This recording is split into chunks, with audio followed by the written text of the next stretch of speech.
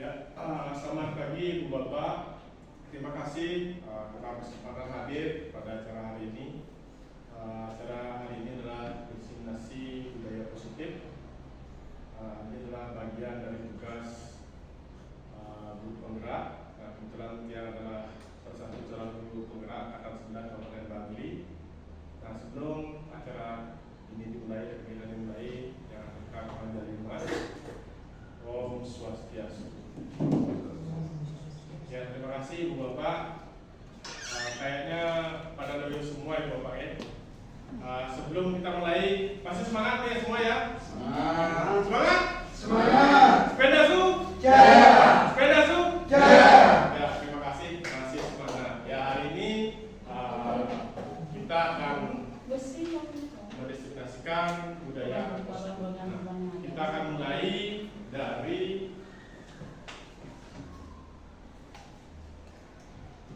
di sini kita akan mulai dari apa itu penerapan segitiga restitusi.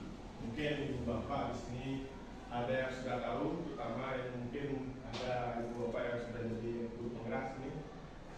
Belum ada ya, belum ada. Itu yang akan sedikit menjelaskan apa itu segitiga restitusi.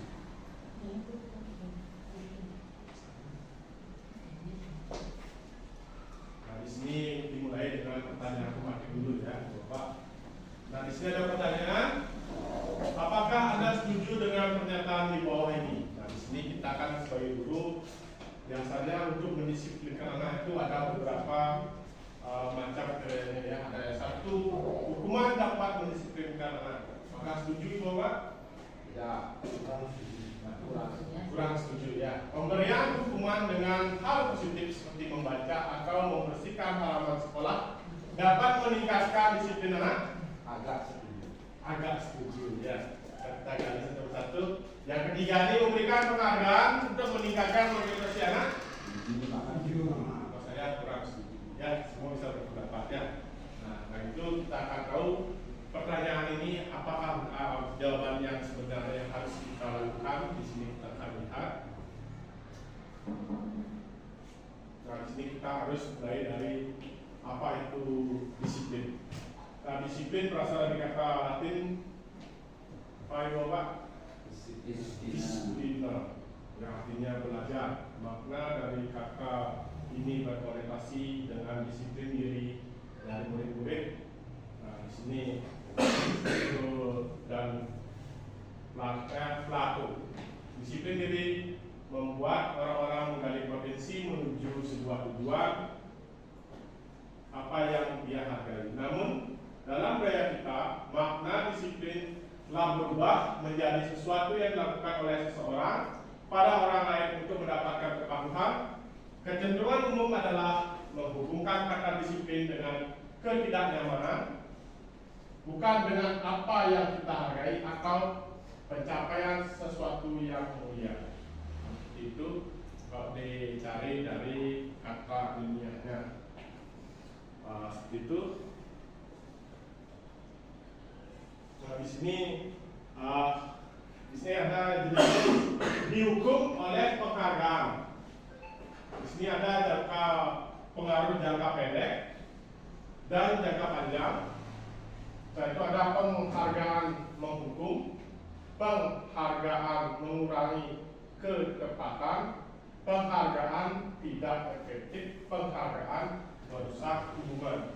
Yaitu jenis-jenisnya, jenis hukuman dihukum oleh penghargaan ya. Ada masih beberapa lagi jenisnya, kita akan tampilkan. Yang sini lanjutannya adalah dihukum oleh penghargaan. Penghargaan menurunkan kualitas, penghargaan mematikan kreativitas, penghargaan mengurangi motivasi intrinsik. Nah, di sini penghargaan untuk mengurangi kualitas apa contohnya ada yang tahu?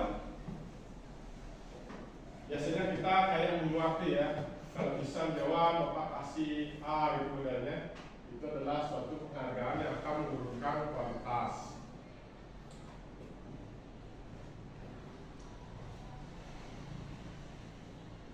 Nah, di sini Ibu Bapak mungkin sudah terbiasa dengan nilai-nilai kebijakan universal. Nah, nilai-nilai kebijakan universal adalah sifat-sifat positif manusia yang merupakan tujuan mulia yang ingin dicapai setiap individu. Nilai-nilai tersebut bersifat universal dan lintas bahasa, suku, agama maupun latar belakang. Ini adalah kutipan dari buku Dr. William Glasser. Nah, dengan mengaitkan nilai-nilai kebajikan yang diyakini oleh seseorang, maka motivasi intrinsiknya akan terbangun sehingga menggerakkan motivasi dalam bentuk atau tujuan yang mulia. Nah, sini ada nilai-nilai kebajikan.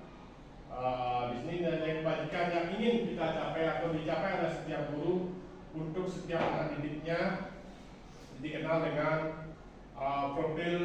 profil pelajar Pancasila.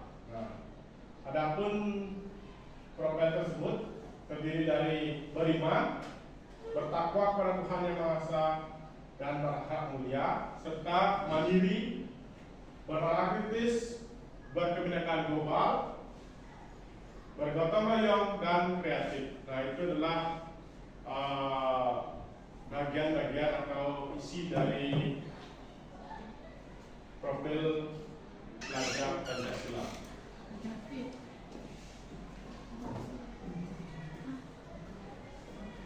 Nah, di sini dia akan membuat suatu percontohan yang akan Bapak sering gunakan di kelas, yaitu membuat keyakinan kelas.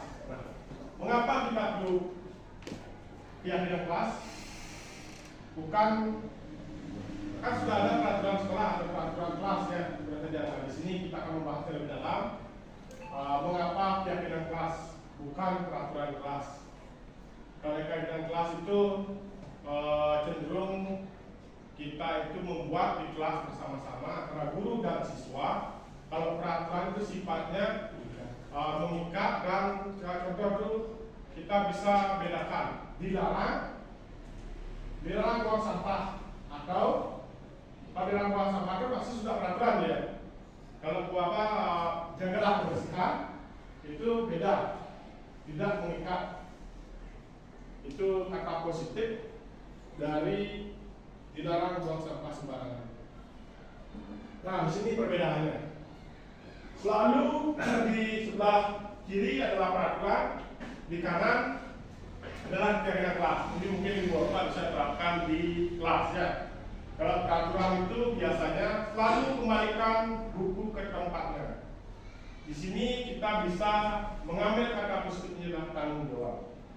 Kalau bertanggung jawab tanpa kita buat kata yang selalu kembalikan ke tempatnya, kalau sudah memiliki rasa tanggung jawab sesuatu itu pasti akan membalikannya ke tempatnya.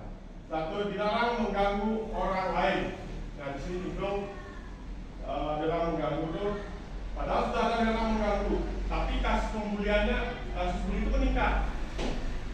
Makin dilarang, yang saya itu makin meningkat kasusnya. Bahkan di sini kita perlu menekankan keyakinan kelas, yaitu saling menghormati antar orang lain.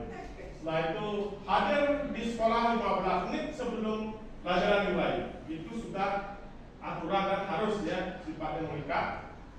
Nah, kita kalau sudah, karena maksudnya kita bisa ubah menjadi komitmen ya. Kalau kita sudah berkomitmen, juga menghargai orang lain yang menghormati komitmen, kita akan tepat waktu dalam sekolah. Anak-anak kita pasti akan hadir tepat waktu ya, tanpa kita membuat kata-kata hadir di sekolah lebih awal 15 menit. Setelah itu dilarang melakukan kekerasan. Tentunya kalau membuat dilarang, makin dilarang, seperti tadi kasusnya pasti akan meningkat. Kita untuk di kelas itu sebaiknya Ibu Bapak ubah polanya, membuat kesepakatan kelas, kita ubah jadi mengutamakan keselamatan orang lain dan menghormati orang lain. Nah, itu hal-hal tersebut yang perlu kita bangun dalam kelas. Satu, dilarang menggunakan narkoba bergantian atau menggunakan masker setelah bergantian. Nah, ini sudah cenderung ke kesehatan ya, Bapak ya. Kalau anak-anak sudah kita berikan kata-kata positif kesehatan, maka anak-anak itu sudah tertanam bahwa tidak akan melakukan hal-hal yang ada di dalam peraturan ya. Setelah itu gunakan masker. Nah ini cenderung kata maksudnya kesehatan, keselamatan, menghormati orang lain. Karena orang lain menggunakan masker, kita juga harus menggunakan masker ya. Misalnya cenderung meningkatkan rasa saling menghormati. Setelah itu timbul rasa sabar, dan menjaga kesehatan dan keselamatan. Satu, jangan berdiri di kelas atau di koridor. Ya kalau berdiri yang berlari di kelas itu kan jelas kita tidak boleh untuk berlari. Dan setelah pasti akan ada sesuatu jika kita berlari di kelas. Nah, cenderung kita akan gunakan kata-kata positifnya adalah terkait dengan kelasnya adalah keselamatan dan keamanan. Itu dua Pak. Ini hal-hal yang diutarakan di depan ini, peraturan dan keyakinan kelas. Yang di bawah kita akan lanjut lagi. Nah di sini Ibu Bapak ada nih, tindakan Ibu Bapak gimana? Mencatat 100 kali di dalam buku. Saya tidak akan terlambat lagi karena ini kasusnya karena terlambat sekolah. Cocok apa tidak nih? Ini jenisnya hukuman apa konsekuensi? Hukuman ya. Bukan jawabannya. Lari keliling lapangan basket 2 kali karena terlambat di sekolah. Hukuman apa konsekuensi? Murid diminta pesawat 15 kali karena tidak menggunakan masker di sekolah. Hukuman. Menggantikan kertas tugas teman yang telah dicoret. Membersihkan tumpahan air di meja tulis kata tersenggol pada saat belajar. Murid disuruh untuk mengenakan sepatu harian di sekolah karena tidak. Murid disuruh untuk mengenakan sepatu harian di sekolah karena tidak mengenakan sepatu hitam. Lari mengelilingi lapangan basket karena selamat 10 menit untuk pelajaran ilegal. Kita akan lihat jawabannya. Sekali Bapak, apakah benar? Ya, di atas tentu sudah hukuman. Yang kedua, lari keliling lapangan 2 kali adalah hukuman. Push up adalah hukuman. Menggantikan kertas yang telah dicoret-coret itu adalah konsekuensi. Setelah itu menumpahkan air adalah konsekuensi. Kalau sudah dia diperintah melaksanakan sesuatu, berarti ini tidak sama, tapi benar. Setelah itu yang terakhir lari lapangan basket dalam konsekuensi karena mungkin sudah ada kesepakatan kelasnya. Kita akan lanjut. Nah di sini perbedaan antara hukuman dan konsekuensi. Kalau hukuman itu adalah sesuatu yang menyakitkan harus terjadi. Konsekuensi adalah kebalikannya, sesuatu yang harus terjadi. Pada membuat anak sakit secara fisik, membuat anak merasa tidak nyaman. Ya itu bedanya ya. Kalau kita memberikan hukuman, berarti kan fisik itu berarti kan menyakitkan anak kan.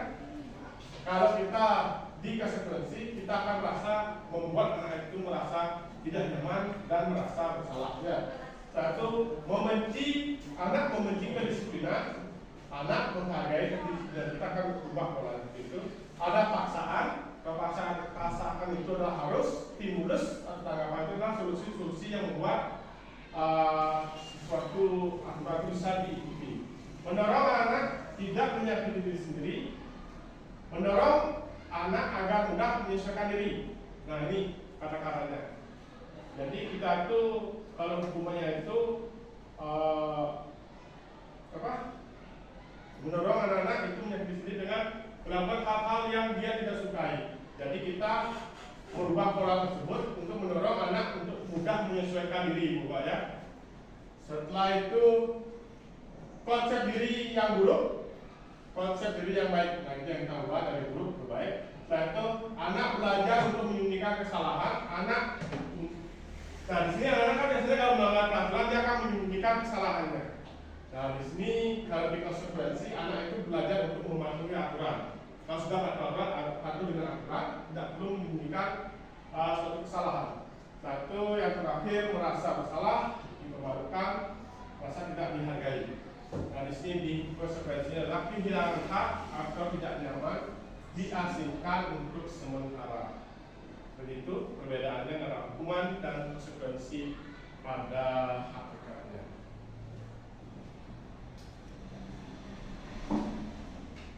Nah, di sini ada 9 ciri-ciri restitusi Ibu Bapak yang mungkin bisa digunakan pada saat proses pembelajaran. Satu adalah bukan untuk menebus kesalahan, namun untuk belajar dari kesalahan. Lalu yang kedua, memperbaiki hubungan. Lalu yang ketiga, menawarkan bukan paksaan. Lalu restitusi menuntut untuk melihat ke dirinya sendiri. Restitusi mencari kebutuhan dasar yang mendasari tindakan. Lalu sendiri agar cara yang paling baik. Lalu fokus pada karakter bukan tindakan. Restitusi fokus pada solusi, yang sedang restitusi memberikan murid yang berbuat salah pada kelompoknya. Nah, itu 9 ciri-ciri restitusi yang kita harus jalankan. Kita akan lanjut lagi. Nah, Ibu Bapak, ini adalah segitiga restitusi. Segitiga restitusi adalah suatu proses dialog yang dijalankan kita sebagai guru atau orang tua, ya, secara mandiri dan bertanggung jawab. Nah, proses tersebut ada 3 langkah dialognya, yaitu menstabilkan identitas. Yang kedua adalah validitas tindakan yang salah. Setelah itu menanyakan keyakinan. Nah, di sini kita kelihatan ya. Kita akan lanjut. Nah, di sini kita lanjut.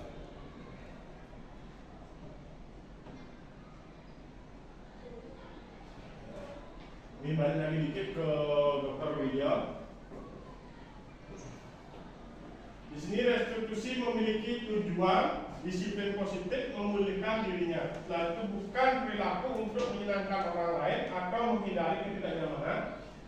Nanti inisiatif diri sendiri menghargai dan melakukan nilai-nilai kebaikan. Nah, itu 3 restitusi karakter ya, karakter yang kuat ya, yang ditekankan oleh Dr. William Jackson. Ini adalah sebuah teorinya, ini yang digunakan. Nah, di sini ada kasus. Nah, ini satu kasus ya, Bapak saya bacakan. Ketika dalam pergantian kelas 7, saya melihat beberapa siswa membolos. Dalam kesepakatan kelas 7, nah ini sudah ada kesepakatannya ya Bapak ya. Kesepakatan itu sudah ada satu nilai kebajikan yang disepakati dan diyakini semua warga, yaitu disiplin dan bertanggung jawab. Artinya bahwa semua warga kelas sepakat dan meyakini bahwa semua warga harus disiplin dan bertanggung jawab dalam menjalankan segala hal.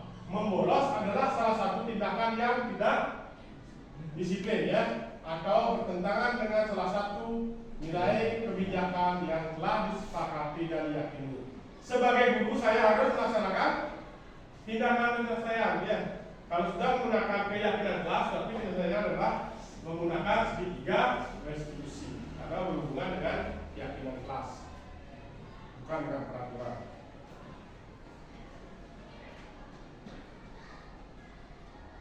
Nah, di sini kita lanjut lagi ke kasus kedua. Ketika siswa sedang mengerjakan soal ulangan kalian, saya melihat salah satu siswa mencontek. Dalam kesepakatan kelas, salah satu nilai kebajikan yang disepakati dan diyakini semua warga yaitu jujur.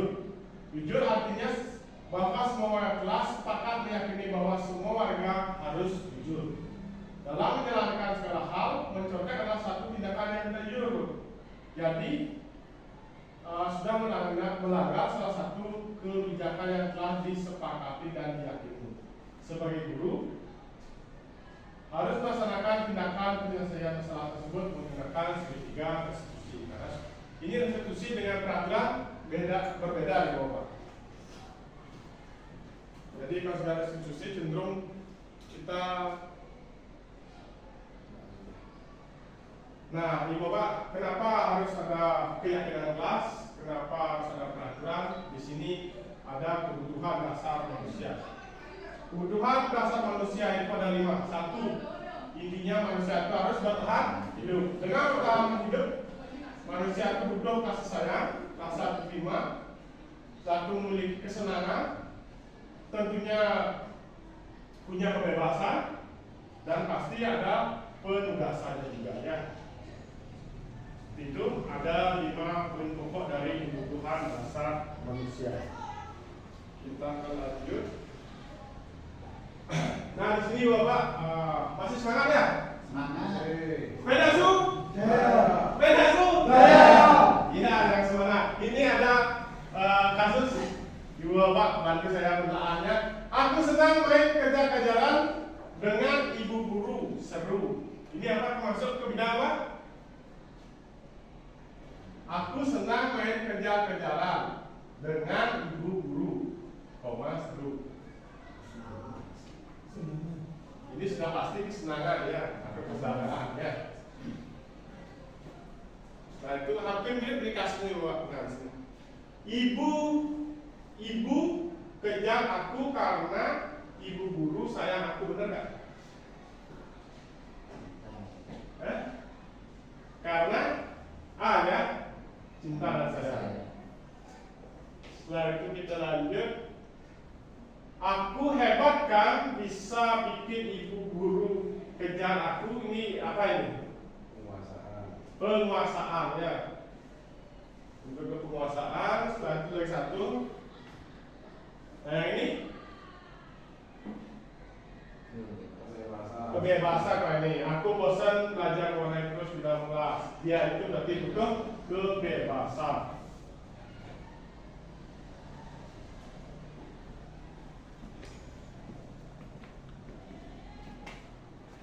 Nah, di sini ada 5 posisi kontrol. Kita akan bahas sekarang di sesi terakhir ini adalah 5 posisi kontrol.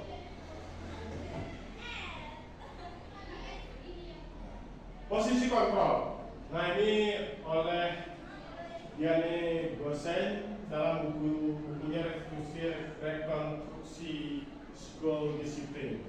Di sini mengungkapkan bahwa guru perlu meninjau kembali penerapan disiplin dalam ruang-ruang kelas mereka selama ini. Apakah efektif? Apakah berat-pusat? Apakah memerdekakan? Apakah memerdekakan? Nah, di sini kita akan bahas.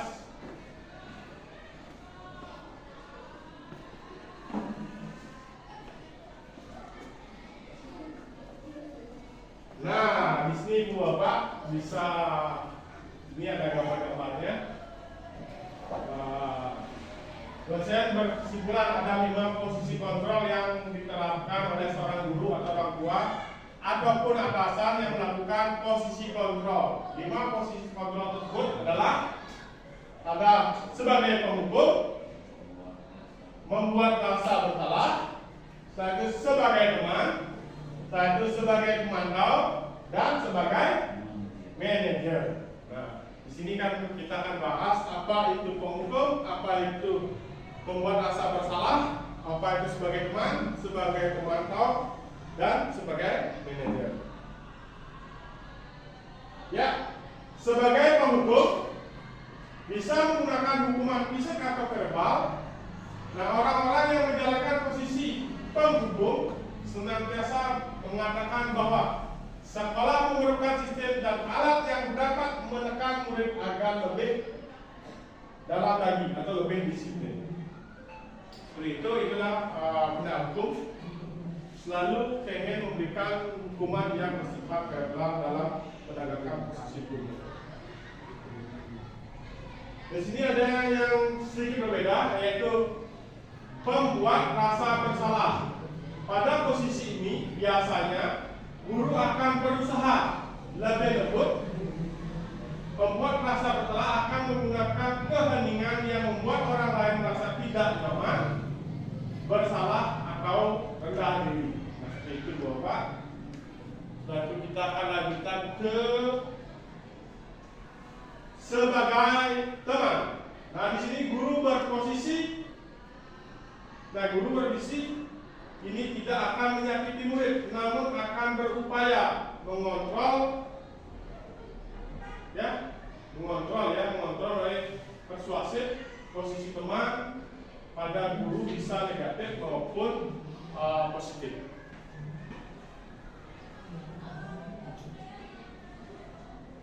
Di sini juga kita akan lanjut pada posisi pemantau atau mengawasi. Nah, pada saat kita mengawasi, kita bertanggung jawab atas perilaku orang-orang yang kita awasi.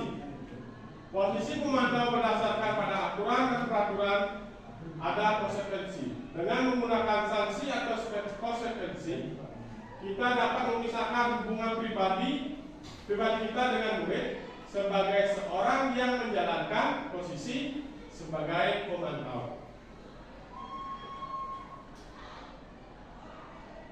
Nah, di sini posisi yang paling terakhir yaitu posisi manajer, ini biasanya pada posisi kepala sekolah ya di bawah. Posisi manajer adalah posisi di mana guru berbuat sesuatu bersama dengan murid, mempersilahkan murid untuk mempertanggungjawabkan perilakunya, mendukung murid agar dapat menemukan solusi atas permasalahannya sendiri.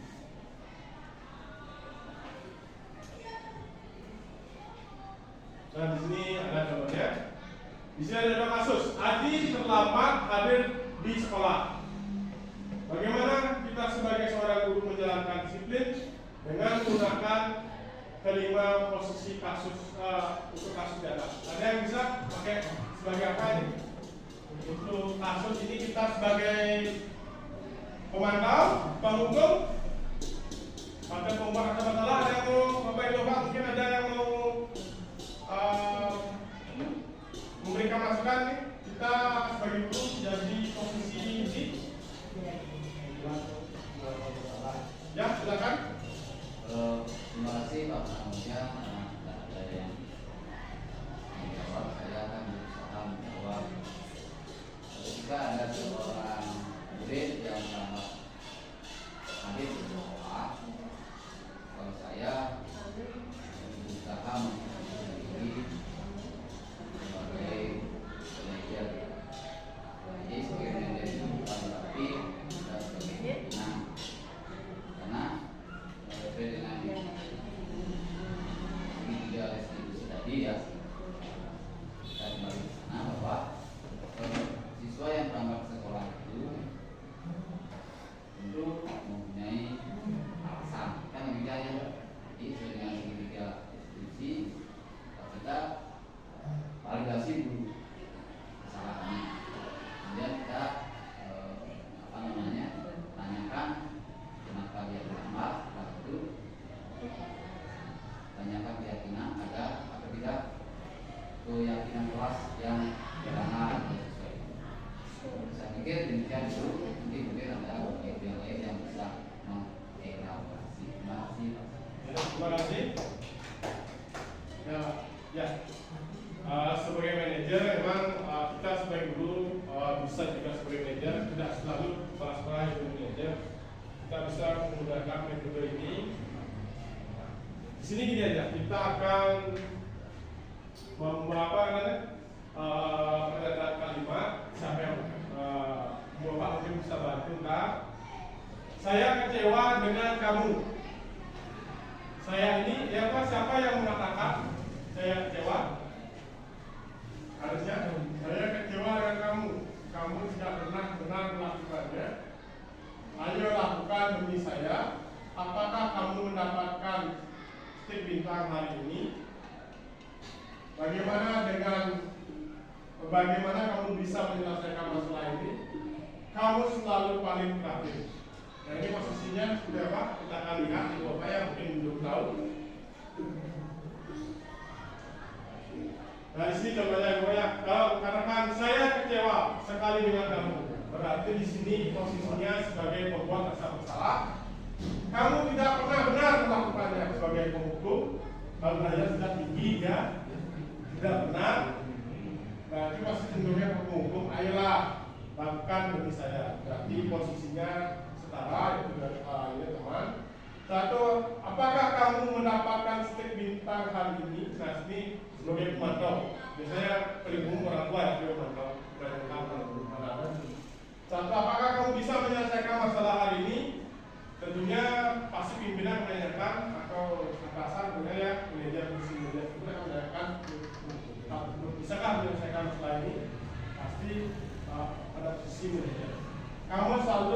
yang paling terakhir ini pasti menghukum dia.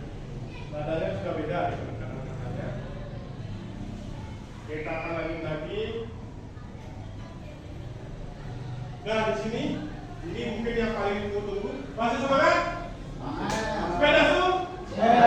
Sepeda zoom? Ya, sekarang akan menuju ke kesimpulan ya. Bapak, nah dari kegiatan tadi yang kita sudah bahas, kita akan menuju ke kesimpulan.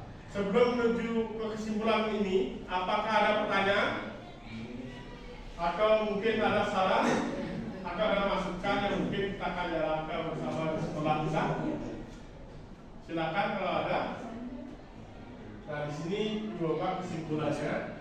Menerapkan segitiga restitusi pada masalah yang muncul dengan menempatkan diri pada posisi kontrol manajer, maka aspek yang dikembangkan pada murid adalah motivasi intrinsik sehingga penanaman nilai-nilai kebajikan dapat tumbuh dan berkembang menjadi suatu kebiasaan positif dalam bentuk karakter positif murid.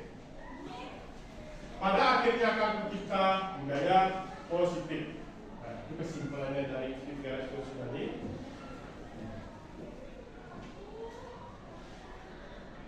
Nah, di sini yang paling bagus adalah kata-kata ini. Sekian dan terima kasih. Dan sebelum kita akhiri, Bapak, saya ucapkan terima kasih sudah mengikuti kegiatan diseminasi ini. Sebelum saya tutup, apakah ada pertanyaan? Jelas ya, Ibu Bapak, saya harap Ibu Bapak bisa menerapkan konsep budaya positif, terutama penerapan segitiga restitusi dan restitusi bisa diterapkan di kelas ya. Ibu Bapak mungkin yang paling bisa dilaksanakan adalah keyakinan kelas ya Bu ya. Kita akan mencoba, yang ini sudah mencoba menggunakan keyakinan kelas dan yang sudah mengajak Ibu Bapak untuk melaksanakan hal tersebut. Sebelum kita akhiri kegiatan hari ini, saya ucapkan terima kasih sudah hadir meluangkan waktu dan sekali lagi terima kasih yang tutup tetap penawaran dari Tuhan. Om Santi Santi Santi Om. Terima kasih.